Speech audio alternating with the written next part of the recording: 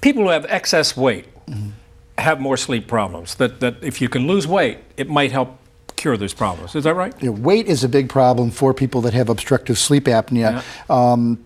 But it's not just weight. That's important, because if you think that this is a problem only with obesity, that's incorrect. Thin people can have obstructive sleep apnea due to the structure of the airway. A small jaw, an overbite, recessed chin, a high-arched palate.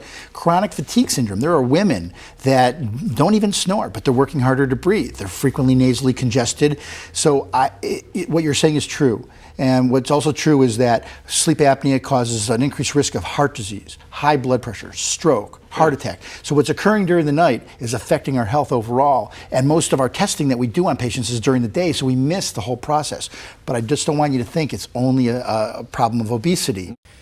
Next, we come to Mary Margaret Brierley. Mary Margaret is a physically fit, very well-educated mother who barely snored and certainly did not fit the stereotypical profile of a patient with obstructive sleep apnea. Mary, question. Were people surprised when you were diagnosed with obstructive sleep apnea? Yes. Other people were very surprised that I had sleep apnea and actually get kind of a big laugh about me having it. I get a lot of teasing about my CPAP machine from my friends, but you know, it's just changed my life so much. I'm happy to tell people about what has happened to me. You know, I would imagine that many people who have similar problems could certainly benefit from this kind of evaluation and treatment. All right, let's talk about the testing. You have sleep labs. Now, this is where people come in. They get wired up, connected to computers, and they spend the night. Right. And they're being observed. A sleep test is one of the most comprehensive things we do in the field of medicine, because we're not looking at one organ system. We're looking at multiple organ systems. We're measuring brainwave activity, eye movement, chin muscle activity, airflow through the nose and mouth, movement of the chest, movement of the belly, the heartbeat, oxygen level, body position, limb movements. We're looking at all these parameters, and we refer to that as a polysomnogram, a nocturnal polysomnogram. Right. And we have it now on computers, so we can actually have multiple perspectives of the data. Years ago, when I was doing my training at Stanford University, everything was on paper. So the way it printed out, that's the only way you could really look at it. But now with computers, we can look at 2 minutes on the screen or 10 seconds on the screen. So we can really try to look at different associations, looking at brainwave, subtle changes in brainwaves that may go along with other changes in breathing. And so having it on a computer gives us a better ability to extract proper information. There's also a test where you put a catheter in the nose. Right. Well, that's a real important aspect, especially in the sleep programs that I run, because I was talking about the spectrum of the breathing problem, and there's some people that have that real mild effort-related arousals in their sleep. That can go undetected unless you're measuring the negative pressure in the airway. And so we do that by taking a spaghetti-sized soft little catheter, placing it here in the nose. Someone drinks water through a straw. As they swallow the water, then we slide the little catheter in, and it stays in place throughout the night. That catheter allows us the ability to measure the pressures inside the airway, so we can identify real subtle breathing problems that will otherwise get missed. So that's not done in most sleep labs. And it's not to say that everyone has to have that test in order to make a proper diagnosis. But it's clear without that particular parameter, there are many patients that I've taken care of that I would not have been able to properly make the diagnosis without that particular aspect. And in general, how effective in learning what the problems are these sleep tests, where people come in and sleep in your lab? And can they go to sleep when they're all wired up? You know, they can go to sleep. It's not going to happen within the first 5 minutes. But once you have everything in place, you get accustomed to it. I mean, they know they're wired, they're being watched. I would think they'd be a little nervous to fall asleep. Well, we actually will. Or you drug them? We sometimes do. We give a mild sleeping pill. Okay. Actually, one particular sleeping medication is very short acting that's been used in the space shuttle to help the astronauts sleep if they have to land a thing next day. Right. We give medication like that will help them fall asleep, because it's not going to create an abnormal breathing problem that wasn't otherwise there. It's not going to cause a leg kicking movement that's otherwise there, but if a person doesn't sleep, I'm not going to get the data that I need. So I'll give a mild sleeping medication so that way I can get a good test done and make a diagnosis. Well, this is just such a fascinating subject. I mean, you make it seem like everybody who has a problem or can't sleep very well should go through a test. Obviously, they would learn a lot.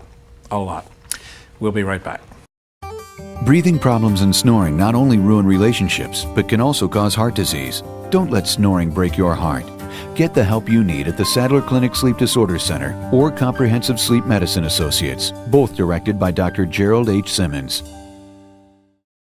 We're back with Dr. Jerald Simmons, our neurologist from Houston, who is a sleep disorder specialist. Doctor, I'm really fascinated to know how you got into this field, because nationally, there are not a lot of people who focus on sleep disorders. Am I right? Well, it's a growing field, and a lot of people are getting involved because they see how many people are affected by sleep problems. But very few people have really had a focused fellowship training. I did my neurology training at Washington University in St. Louis, but then I did a fellowship in sleep disorders at Stanford University.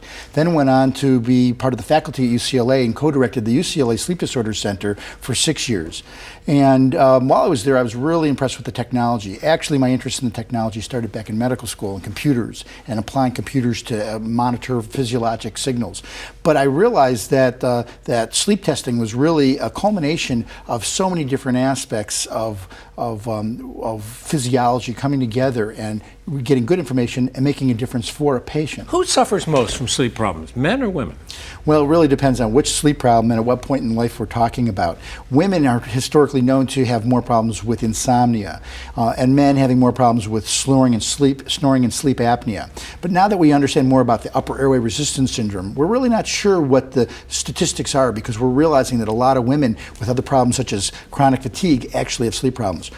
Actually, I've realized there's one problem that we didn't touch on, and that's chronic pain, fibromyalgia. This is a real exciting area, especially for me. I'm treating more and more patients that have fibromyalgia and chronic pain by treating their sleep.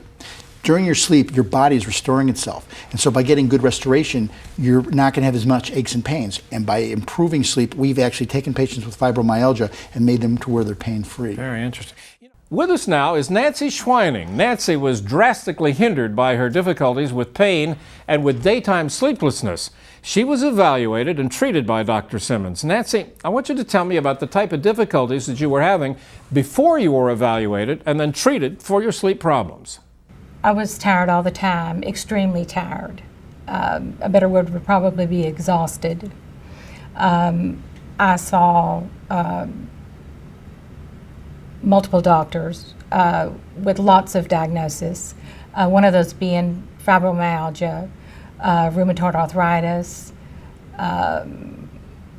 lots of different diagnoses. I had extreme pain all over my body.